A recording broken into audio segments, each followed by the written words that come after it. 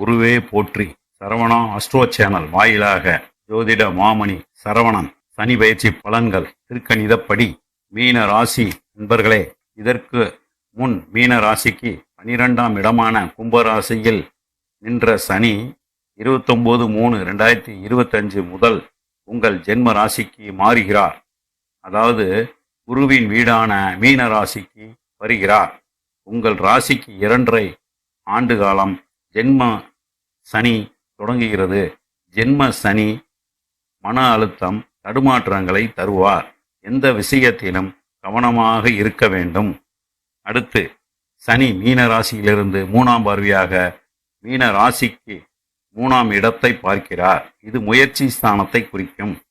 அப்படி என்றால் தைரியம், போகம், கீர்த்தி, இளைய சகோதரம், சகாயம் போன்ற இடங்களையும் குறிக்கும்.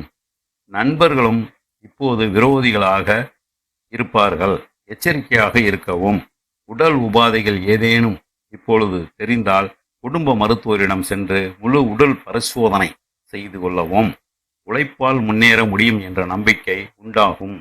அடுத்து சனி மீன ராசியிலிருந்து 7ஆம் பார்வையாக கன்னி ராசியை பார்க்கிறார். மீன ராசிக்கு 7ஆம் இடமான கலசரஸ்தானத்தை பார்க்கிறார். முக்கிய விஷயங்களை சரியான முறையில் திட்டமிட்டு செய்யவும். குடும்பத்திற்கு தேவையான பொருட்கள் சேர்க்கை உண்டாகும். பல நாட்களாக புரியாமல் இருந்த விஷயங்கள் கூட எளிதில் புரிய வரும். குடும்ப பொறுப்புகள் அதிகரிக்கும். கணவன் மனைவிக்குள் நல்ல ஒரு ஒற்றுமை நிலவும். வீண் வாக்குவாதங்கள் எவரிடமும் வேண்டாம். நண்பர்களும் இப்போது விரோதிகளாக தெரிவார்கள். எச்சரிக்கை. உடல் உபாதைகள் ஏதேனும் இப்போது தெரிந்தால் குடும்ப மருத்துவரிடம் சென்று முழு உடல் பரிசோதனை செய்து கொள்ளவும்.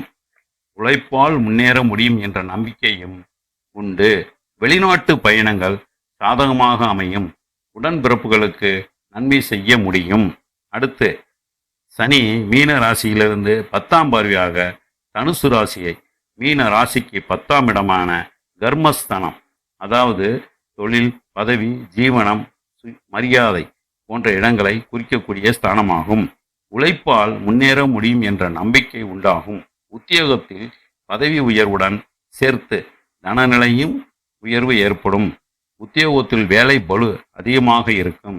அடுத்து சனி பகவான் மீன ராசியில் ஜென்ம சனியாக அமர்ந்திருப்பதால் ஜென்ம சனி மன அழுத்தம், தடுமாற்றங்களை தருவார். எந்த விஷயத்திலும் கவனமாக இருக்க வேண்டும்.